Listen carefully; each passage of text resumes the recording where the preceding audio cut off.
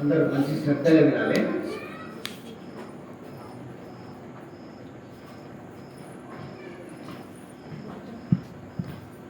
తల నుండు విషము పడిగిని వెలయంగా తోక నుండు వృశ్చికమునకు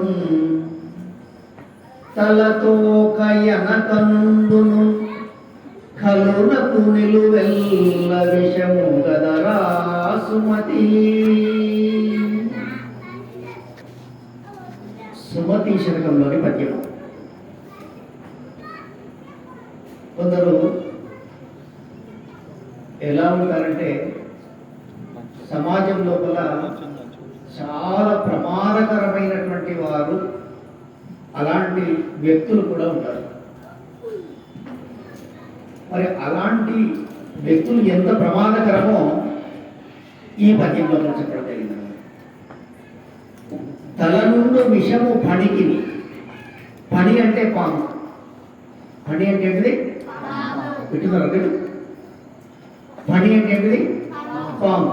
పాముకు విషయం ఎక్కడ ఉంటుంది? కూరల్లో ఉంటుంది, తల లోపల ఉంటుంది, కూరల్లో ఉంటుంది. తల నుండి విషము పనికి వెలయంగా తోక నుండి వృశ్చికమునకు. వృశ్చికం అంటే తేలు. వృశ్చికం అంటే ఏంటిది? తేలు. మరి తేలుకు విషం ఎక్కడ ఉంటుంది? తోకలో ఉంటుంది. మరి తలతోక ఎనక నుండును కనులకు నిలువెల్ల విషము కదరా సుమతి అన్నాడు. మరి తల తోక అనేది లేకుండా పాముకేమో తలలోనే ఉంటుంది, తలలో మాత్రమే ఉంటుంది విషయం. తేలుకేమో తోకలో మాత్రమే ఉంటుంది. కానీ దుర్మార్గుడైనటువంటి వానికి, చెడ్డవానికి నిలువెల్ల తలా తోక అనేది లేకుండా నిలువెల్ల విషయం ఉంటుంది అన్నమాట. మరి అలాంటి వారికి మనము మంచి చేసినా కూడా అలాంటి వారు మనకు చెడు చేస్తూనే ఉంటారు. కాబట్టి అలాంటి వారి పట్ల జాగ్రత్తగా ఉండవలసినటువంటి అవసరం ఉంటుంది అనే విషయాన్ని ఈ పద్యం ద్వారా తెలియజేస్తున్నాడు కవి సుమతి శతకర్త. మరి దుర్మార్గులకు మేలు చేయబోయి పరమశివుడు కూడా ఈ తిప్పలు తప్పాలి. దుర్మార్గులకు మేలు చేయబోయినటువంటి ఆ పరమశివుని కూడా కష్టాలు తప్పలేవన్నమాట. అందుకు సంబంధించినటువంటి ఒక చిన్న కథ చెప్పుకుందాం. రాక్షసులు ఎప్పుడు దేవతల్ని బాధ పెట్టాలి, హింసించాలి. దేవతలనే కాదు, ఋషులు, మునులు, సాధువులు, సజ్జనులు ఇలాంటి వారిని బాధ పెట్టాలి, హింసించాలి, వాళ్ళని కష్టపెట్టాలి, చంపాలి అనేటువంటి ఆ దుర్బుద్ధితోనే ఉండేవారు అన్నమాట. ఎవరు? రాక్షసులు. చెడు చేయడమే వాళ్ళ పని. చెడు చేయడమే వాళ్ళ పని. అయితే మరి ఈ రాక్షసులు ఎక్కువగా పరమశివుణ్ణి, శివునికి భక్తులుగా ఉండేవారు, శివుణ్ణి ధ్యానించేవారు, శివుణ్ణి పూజించేవారు. శివుణ్ణి పూజించి శివుణ్ణి మెప్పించి వరాలు పొందేవారు అనమాట. ఎందుకంటే పరమశివుడు మూలాశివుడు, తొందరగా ప్రసన్నమవుతారు అన్నమాట. మరి అదే విష్ణువు ఆ విధంగా కాదు. విష్ణువు ఎవరికి ఎలా ఉంచాలి, ఎవరికి ఏమి ఇవ్వాలి, ఏమి ఇవ్వకూడదు అనేటువంటి ఆ విధంగా ఆలోచించేవాడు. కానీ పరమశివుడేమో తొందరగా కలిగిపోతాడు. భక్తవశంకరుడు అనమాట శివుడు. భక్తులకు పరాధీనమైపోతాడు, అప్పుడే అధీనమైపోతాడు అనమాట. ఆ విధంగా ఒకసారి భస్మాసురుడు అనేటువంటి ఒక రాక్షసుడు, పేరు కదా భస్మాసురుడు. మనము జాతీయాలు కూడా వాడతాం అనమాట. భస్మాసుర హస్తం అని అంటుంటాం. అబ్బో వదన ఇక అతని చేయి పెట్టినట్టు ఇక అంతే సంగతి, భస్మాసుర హస్తం అని అంటుంటారు అనమాట.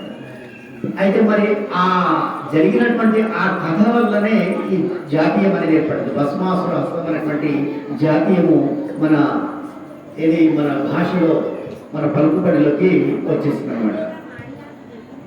బాబు వినండి. భస్మాసురుడు అనేటువంటి ఒక రాక్షసుడు. అయితే ఆ భస్మాసురుడు దేవతలందరినీ జయించాలి, దేవతల్ని ఓడించాలి అని అనుకున్నాడు. అనుకొని ఏం చేసినట్టే శివుణ్ణి గురించి తపస్సు చేసినాడు. పరమశివుని గురించి తపస్సు చేసినాడు. చాలా ఘోరమైనటువంటి తపస్సు చేస్తాడు. చేయగా చేయగా మరి మన భక్తవ శంకరుడు, ఆ పరమశివుడు భోళాశంకరుడు ప్రత్యక్షమై, భక్త మరి నీ యొక్క భక్తికి మెచ్చుకున్నాను, ఏం వరం కావాలో కోరుకో అన్నాడు అన్నమాట. ఎవరన్నారు? పిల్లలు వింటున్నారా? మీరు వినాలని మీకోసమే చెప్తున్నా. ఏం వరం కావాలో కోరుకో అని అన్నాడు అన్నాడు. ఎవరన్నారు? శివుడు అన్నాడు. అప్పుడు ఆ భస్మాసురుడు, స్వామి నా చేతికి అద్భుతమైనటువంటి ఒక వరం ఇవ్వాలి. నేను ఎవరి తల మీద చేయి పెడతానో వారు బూడిదైపోవాలి వెంటనే. అలాంటి వరం నాకు అని అంటాడు అన్నమాట. అనేసరికి పరమశివుడు అంటాడు, భక్త నువ్వు కోరుకున్నటువంటి వరము అది మంచిది కాదు, వద్దు, ఇంకేదైనా కోరుకో అని అంటాడు. కాదు కాదు, నువ్వు ఇస్తున్నావు కదా, మాట ఇచ్చినావు కదా, నాకు అదే వరం కావాలి, కానే కాదు, ఇచ్చిందా కానే కాదు అని అంటాడు అనమాట. సరే మంచిది, నీ ఇష్టం అని చెప్పి ఆ వరాన్ని ఇస్తాడు. భక్త నువ్వు కోరిన విధంగానే నీకు ఆ వరం ఇచ్చినాను అని అంటాడు అన్నమాట. అనేసరికి ఆ భస్మాసుడు నమ్మకం కుదరక, ఇచ్చిందో లేదో ఉత్తని ఇచ్చిన అంటున్నాడే అని, స్వామి మరి నీకు ఇచ్చిన వాళ్ళు నాకెట్లా తెలవాలి, నీ తల మీదనే నేను ముందు చేయబెడతానంటాడు అన్నమాట. అర్థమైందా? వరం ఇచ్చినటువంటి ఆ పరమశివుని తల మీదనే చేయబెడతానంటాడు అన్నమాట. చూస్తా, టెస్ట్ చేస్తా, నీకు ఇచ్చినవో లేదో అని శివుని తల మీదనే చేయబెట్టడానికి ప్రయత్నం చేస్తే శివుడు తప్పించుకుంటాడు. అరే నిజంగానే ఇచ్చినాను రావద్దురా అని అంటాడు. అమ్మో నువ్వు ఇచ్చినవో లేదో అని శివుడు వెంబడబడతాడు. శివుడు తప్పించుకొని పారిపోతుంటాడు. వరం ఇచ్చిండు, శివుడు కష్టాల్లో పడిపోయినమాట. శివుడు వెంటబడ్డాడు. ఎవరు?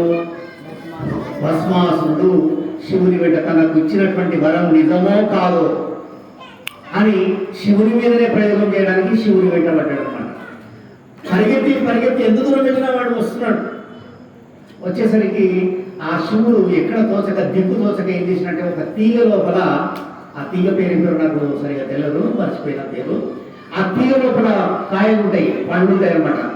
చాలా గుండ్రంగా ఉంటాయి, అందులోపల చేరిపోతాడు అనమాట. మనం ఇప్పటికి కూడా ఆ పండ్లను లోపల చూస్తే మేడిపండు కాదు, దాన్ని ఏమంటారు, చాలా ఉంటాయి.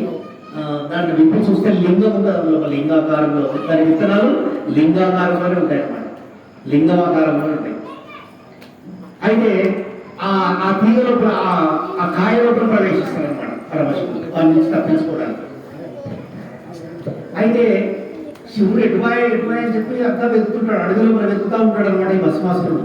అరే ఉన్నట్టుండి మా ఇంట్లో ఎక్కడ అని చెప్పి అంతా వెతుకుతూ ఉంటాడు. అయితే ఈ విషయం పార్వతీదేవి తెలుసుకుంటారు అనమాట. అబ్బో శివుడు ప్రమాదంలో ఉన్నాడు కదా అని చెప్పి మరి ఆ శ్రీమన్నారాయణుని, తన సోదరుడైనటువంటి శ్రీమన్నారాయణుని వేడుకుంటారు. అమ్మా ఏమిటి విషయం అన్నా, మరి శివుడు ఈ విధంగా ప్రమాదంలో ఉన్నాడు, మరి శివుని ఎలాగైనా నువ్వు తీసుకొని రావాలని అంటాను. సరే అని చెప్పి అప్పుడు ఆ శ్రీమన్నారాయణుడు, శ్రీ మహావిష్ణువు ఒక అందమైనటువంటి స్త్రీగా మారిపోయి అక్కడ ప్రత్యక్షమైంది. ఎక్కడ? భస్మాసురుడు శివుడి కోసం వెతుకుతున్నటువంటి ఆ ప్రాంతం లోపల ఒక అతిలోక సౌందర్యవతిగా తన యొక్క రూపాన్ని మార్చుకొని మోహిని, ఆమె ఎవరు? మోహిని అనమాట. ఆ పరిసర ప్రాంతాల్లో తిరుగుతూ ఉంటుంది అనమాట. శివుడి కోసం వెతుకుతున్నటువంటి ఆ భస్మాసురుడికి ఆమె ఆ యొక్క సౌందర్యాన్ని, ఆ ముగ్ధమోహన సౌందర్యాన్ని చూసరికి శివుడిని మర్చిపోతాడు. ఆమె వెంటబడి సుందరి, నీ యొక్క అందం చాలా అపురూపమైనటువంటిది, లోకోత్తరమైనటువంటిది, మరి నీవు నన్ను పెళ్లి చేసుకోవాలి, నేను నా భార్యగా స్వీకరిస్తాను అని అంటాడు అన్నమాట. అనేసరికి ఆమె అంటది, నాదొక షరతు ఉంది, ఆ షరతు ఒప్పుకున్నట్లయితే నేను భర్తగా స్వీకరిస్తాను, భర్తగా అంగీకరిస్తాను అని అంటారు అన్నమాట. ఏమిటి ఆ షరతు? నేను ఏ విధంగా నాట్యం చేస్తానో నీవు కూడా ఆ విధంగా నాట్యం చేయాలి. మరి ఏ మాత్రం పొరపాటు జరిగినా నేను భర్తగా స్వీకరించను అని అంటారనమాట మోహిని. అనేసరికి నేను మరి ఆ పరమశివుని యొక్క భక్తుని, నేను నటరాజు అయినటువంటి ఆ పరమశివుని యొక్క భక్తుని, నేను నాకు నాట్యం రాదా, నీవు ఎట్లా చేస్తే అదే మాదిరిగా నేను నాట్యం చేస్తాను అని ఆ షరతు ఒప్పుకుంటాడు. ఎవరు ఒప్పుకుంటారు? భస్మాసురుడు ఒప్పుకుంటాడు అన్నమాట. అయితే నాట్యం ప్రారంభమైంది, ఇద్దరు నాట్యం చేస్తూ ఉన్నారు. మరి ఆ మోహిని ఏ విధంగా నాట్యం చేస్తున్నారో అదే విధంగా భస్మాసురుడు కూడా ఆ నాట్యం లోపల లీనమైపోయి నాట్యం చేస్తున్నాడు అనమాట. ఈ విధంగా చాలాసేపు నాట్యం కొనసాగుతున్నది. పూర్తిగా ఇద్దరు కూడా నాట్యం లోపల మునిగిపోయి ఉన్నారు. మరి అటువంటి సందర్భం లోపల నాట్యం చేస్తూ అందులోపల ఒక భంగిమ, తన తల మీదనే తాను చేయబెట్టుకున్నది ఆ మోహిని. వెంటనే భస్మాసురుడు కూడా అదే విధంగా ఆమెలాగానే నాట్యం చేస్తూ తన చేతిని తన మీదనే పెట్టుకున్నాడు. వెంటనే ఏమైపోయాడు? అయిపోయింది అనమాట. చూడండి, పరమశివుడు అప్పుడే చెప్పినాడు, వద్దురా, ఇది మంచిది కాదు, ఈ వరం నీకు మంచిది కాదు, వద్దు అన్నాడు. అయినా విన్నాడా? వినలేదన్నమాట. మరి చివరికి ఏమైపోయాడు భస్మాసురుడు? తన వరం వల్లనే, తాను పొందినటువంటి వరం వల్లనే తాను భూమిదైపోయాడు అనమాట. కాబట్టి చెడు ఆలోచన ఉన్నటువంటి వారు, లోకానికి సమాజానికి చెడు చేయాలనుకున్నటువంటి వారు ఎప్పుడు కూడా తాత్కాలిక విజయాన్ని పొందుతారేమో, తాత్కాలిక సంతోషాన్ని పొందుతారేమో, కానీ అంతిమ విజయము ధర్మానికే ఉంటుంది. కాబట్టి ఇక్కడ మనం తెలుసుకోవాల్సింది ఏంటంటే దుష్టులతోని చాలా జాగ్రత్తగా ఉండాలి అనేటువంటి విషయం కూడా మనం ఈ కథ ద్వారా తెలుసుకోవచ్చు అనమాట. అంటే యోగ్యులైనటువంటి వారికే సహాయం చేయాలి, యోగ్యత లేనటువంటి వారికి సహాయం చేస్తే అదే మనకు ముప్పుగా పరిణమిస్తుంది, మనకే ప్రమాదాన్ని తెచ్చిపెడుతుంది అనమాట. ఇది కథ. మరి ఇంతటితో నేటి కార్యక్రమాన్ని మంగళ హారతితో ముగిస్తున్నాం.